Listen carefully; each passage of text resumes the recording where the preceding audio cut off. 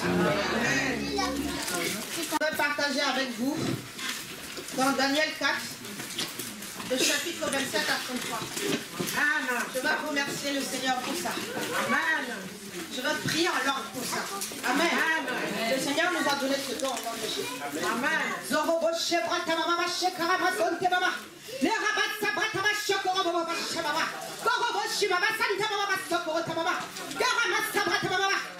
Merci Père Saint. Amen. Je lis au nom de Jésus.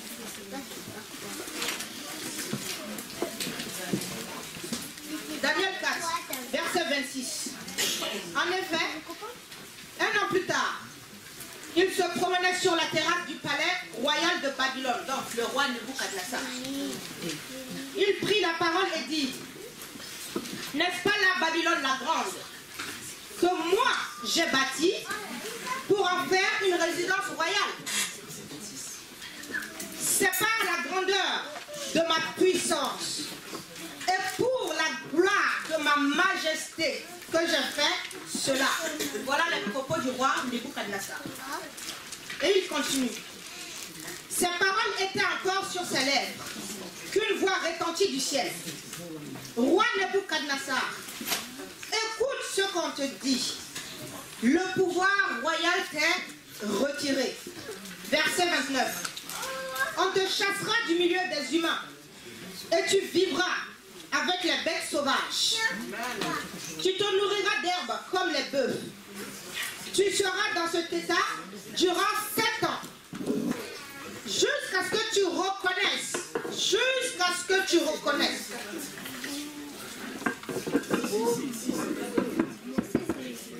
Que le Très-Haut est maître, te chassera du milieu des humains.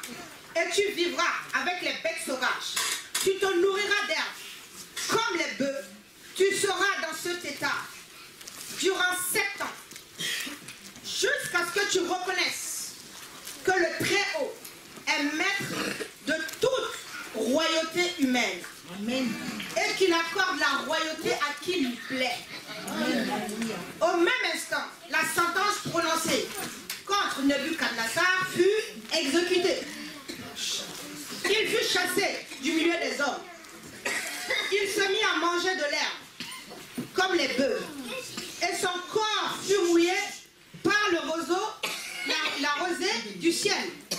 Sa chevelure devint aussi longue que les plumes d'aigle. Et ses ongles ressemblaient à des griffes d'oiseaux. Verset 31. Au temps du terme annoncé, c'est le roi Nebuchadnezzar qui parle maintenant. Moi, Nebuchadnezzar, je levai les yeux vers le ciel et la raison me revint. Je remerciai le Très-Haut, je louai celui qui vit éternellement et je proclamais sa gloire. Sa souveraineté est éternelle et son règne dure d'âge en âge. Devant lui, tous les habitants de la terre ne comptent pour rien. Il agit comme l'entend envers l'armée des êtres célestes et envers les habitants de la terre. En d'autres termes, Dieu fait comme il lui plaît. Personne ne peut s'opposer à ses interventions ou lui dire « Que fais-tu » Alors même, la raison me revint. La gloire de la royauté, de ma royauté, la majesté de ma splendeur me furent rendues. Mes conseillers et mes dignitaires me rappelèrent. Et je fus réinstallé sur mon trône avec un surcroît de grandeur. Maintenant, moi, Nebuchadnezzar, je loue, j'exalte et je glorifie le roi des cieux. Car il agit en accord avec ses paroles. Et tout ce qu'il fait est juste. Il a le pouvoir d'abaisser ceux qui vivent dans l'orgueil. Alléluia. Je veux partager vraiment aujourd'hui avec vous les conséquences néfastes de l'orgueil. Dans ce texte-là, on montre l'exemple d'un grand roi que l'orgueil a fait chuter. Avant que la chute n'arrive, avant qu'il soit dans cet état, le Seigneur lui avait déjà montré une vision 1 an auparavant pour le prévenir. Et le prophète Daniel a interprété ce rêve. en lui disant de s'humilier, de s'abaisser devant Dieu. Il a fait pendant 2 jours, mais il s'est enflé d'orgueil. Et voilà ce qui lui est arrivé. L'orgueil, c'est le refus total de s'abaisser dans une situation donnée. L'orgueil, c'est avoir une trop haute estime de soi-même. Nous ne devons pas nous comporter comme ça devant Dieu. C'est l'orgueil qui a fait chuter Satan. Le Seigneur nous aime tellement, mais sa parole est au-dessus de tout. Amen. Alléluia. Amen. Nous ne pouvons rien nous-mêmes. Ce n'est pas nous qui avons décidé du jour au lendemain, ça y est, je vais me donner la vie, je vais me créer à l'image de Dieu. Ça ne s'est pas fait comme ça. Dieu a créé chacun de nous. Et nous devons être humbles. Amen. Quand tu marches, c'est grâce à Dieu. L'orgueil, c'est s'attribuer ce que le Seigneur fait. Nebuchadnezzar était un très grand roi. Il avait une gloire, mais extraordinaire. Il a totalement dominé. Il a régné sur les contrées des contrées. Il avait une grandeur au-delà de toutes choses. Quand j'ai lu la Bible, vraiment à part Salomon, je n'ai pas vu un autre roi aussi grand. Mais pourquoi? Parce que Salomon, Dieu l'a mis au-dessus. Parce que Salomon était descendant de David. Et Salomon devait construire le temple de Dieu. Mais à part Salomon, je n'ai pas vu un roi avec la majesté de Nebuchadnezzar. Malgré tout ça, c'est Dieu qui lui a donné cette majesté. C'est Dieu qui lui a donné cette gloire. Soyons reconnaissants. Ne nous enflons pas d'orgueil. Alléluia. Ne nous enflons pas d'orgueil. Marchons selon la parole de Dieu. L'orgueil, c'est la désobéissance à la parole. Alléluia.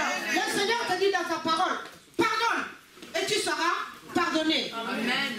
Les gens disent, ah, je pardonne mais je n'oublie pas. C'est quel genre de pardon? Quand tu viens au Seigneur, il efface tout. C'est quel genre de pardon? Dites-moi. Je pardonne mais je n'oublie pas. Tu prends ça, tu jettes ça à la face de l'autre. C'est pas pardonner. C'est de l'orgueil. Toi, tu as le droit de pécher contre Dieu, mais il ne faut pas qu'on t'offense. C'est de l'orgueil. Alléluia. Ne soyons pas de cela. Tu écoutes la parole. Tous les dimanches, on te donne la parole. La semaine, on te donne la parole. Le Seigneur enseigne ses enfants à travers différentes manières. Tu écoutes la parole, tu ne changes pas. C'est de l'orgueil. Alléluia. C'est de l'orgueil. Tout ce qui est là est pour nous instruire. On te donne une instruction. Tu prends, tu regardes, tu jettes. Ça veut dire que tu te mets au-dessus. C'est de l'orgueil. Ne soyons pas de cela. Alléluia. Nous sommes des enfants de Dieu. Amen. Ton frère ou ta soeur te voit dans l'erreur. Te dit tel, c'est mauvais. Tu te fâches, telle personne est contre moi. Non. Il est contre moi, je l'ai fait quoi? Alléluia. Soyons humbles pour reconnaître la grâce de Dieu. Amen. Soyons humbles. Les frères et les sœurs sont des dons. Amen. Dieu nous a fait des dons. Amen. Les ministres sont des dons pour toi, pour ton propre bien. L'église est un don pour toi, pour ton propre bien. Amen. Ton frère et ta sœur sont des dons pour te bénir. Amen. Amen. Ce n'est pas pour rien que nous n'avons pas des yeux dans le dos. Amen. Ceux qui sont derrière toi voient ce qui se passe. Le Seigneur voit ce qui se passe. Tu as les yeux pour avancer. Maintenant, les choses qui se passent derrière comme ça, le Seigneur te révèle afin que tu changes. Amen. Alléluia. Tu n'as pas d'ennemi. Soyons humbles au nom de Jésus. Marchons selon la parole de Dieu. Le Seigneur te bénit à chaque instant. Tu t'assois, tu fais comme si de rien n'était. Ce n'est pas par ta force que tu es béni. C'est de l'orgueil. Alléluia. Rends grâce. Amen. Rends grâce. Amen. Amen. Tu entends une parole. Tu dis, c'est contre moi. C'est de l'orgueil. Alléluia. Si tu estimes que la parole t'est destinée, retranche. La parole de Dieu, c'est une épée à double tranchant. Ça bénit et ça retranche aussi ce qui est mauvais. Amen. Ne soyons pas orgueilleux. Voyons le bon côté des choses. L'orgueil s'élève au-dessus de toutes choses. Rien n'est bon. C'est pas, ne soyons pas de cela. Voici le cas de Nebuchadnezzar, qui était dans la gloire. Amen. Il a perdu 7 ans de sa vie à cause de l'orgueil. Il a été prévenu. Ah, Dieu est un Dieu miséricordieux.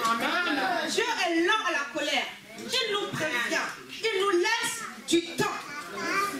Nebuchadnezzar a fait ce rêve-là. Quand Daniel l'a entendu, Daniel a dit, oh roi, que ce rêve ne soit pas pour toi, mais pour tes ennemis. Or, on sait que Dieu est puissant. On sait qu'il veille sur sa parole pour l'accomplir. On sait qu'en un claquement de secondes, il peut tout renverser. Et quand il avait fait ce rêve, Daniel lui avait interprété. Normalement, le châtiment, les conséquences devaient être immédiates. Mais qu'est-ce qui s'est passé? Le roi s'était repenti. Voilà pourquoi une année s'est passée. Et après, Dieu a encore augmenté sa gloire. Et l'orgueil encore est revenu. Pourquoi? C'est parce qu'il ne s'était pas repenti. Parce qu'il n'avait pas été sincère. La repentance sincère selon le Seigneur nous donne une tristesse qui nous donne après la haine du mal qu'on a fait à l'autre. Ou la haine qu'on a fait à Dieu. Et on ne recommence pas. Et même si jamais ça arrive de recommencer, c'est toujours la même tristesse. On se reprend. On ne se glorifie pas. On ne bombe pas le torse. Ça n'a pas été le cas du roi Nebuchadnezzar. Quand il a eu l'interprétation, il s'est repenti sur le champ parce que il a eu peur pour sa gloire à lui-même, pas par rapport au Seigneur. Nous devons nous repentir par rapport à notre Dieu. Reconnaître qui nous sommes. Nous dépendons de Dieu. Nous dépendons de Dieu. Alléluia. Tout ce que nous faisons, c'est par la grâce de Dieu. Même les païens qui sont dans le monde, c'est Dieu. C'est Dieu qui leur donne la vie. Il y en a qui se posent des questions. Mais pourquoi telle vie longtemps? Parce que le Seigneur lui donne la possibilité de changer. Ce n'est pas la faiblesse de Dieu. Non, ce n'est pas du tout ça. Et ce n'est pas non plus une injustice de Dieu. Seigneur, tel est méchant, tel est mauvais, il a ça, il a ça. Moi je suis ici, je suis avec toi, je manque de ci, il y a ça dans ma vie. Non, Dieu n'est pas injuste. Dieu laisse le temps à l'autre de changer. Amen. De se repentir, de le reconnaître.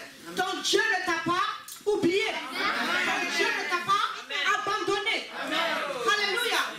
Il y a des personnes, quand ils ont un petit problème, ils disparaissent. On ne les voit plus.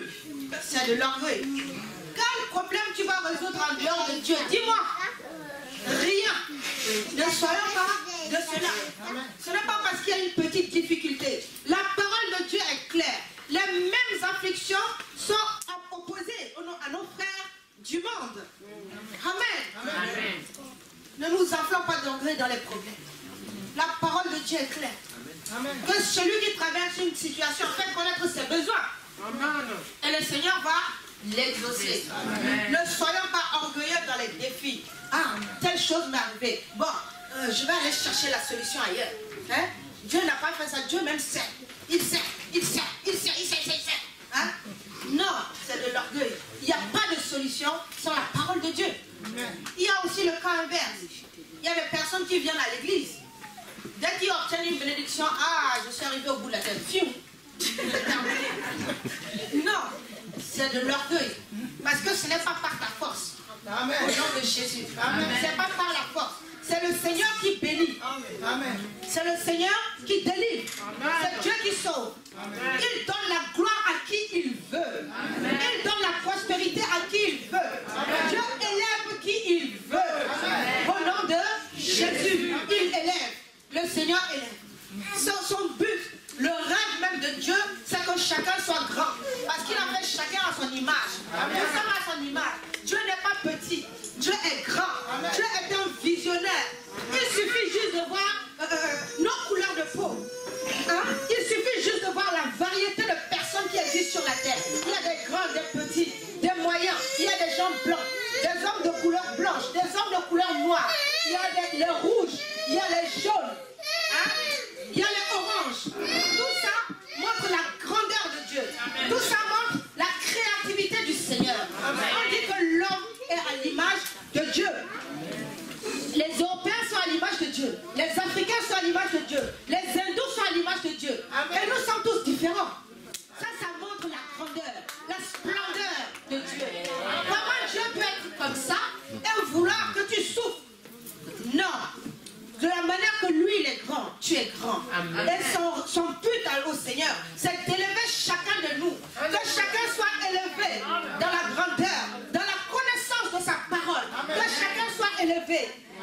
tristesse, sans contrainte, sans limite.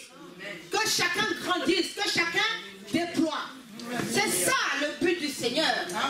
Mais pour cela, il faut être humble pour recevoir du Seigneur.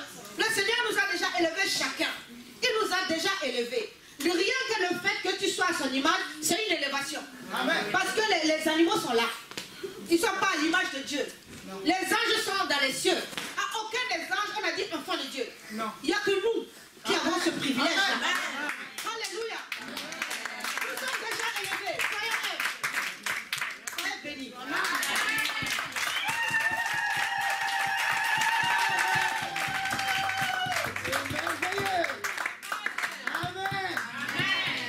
Humilie, le Seigneur t'élève.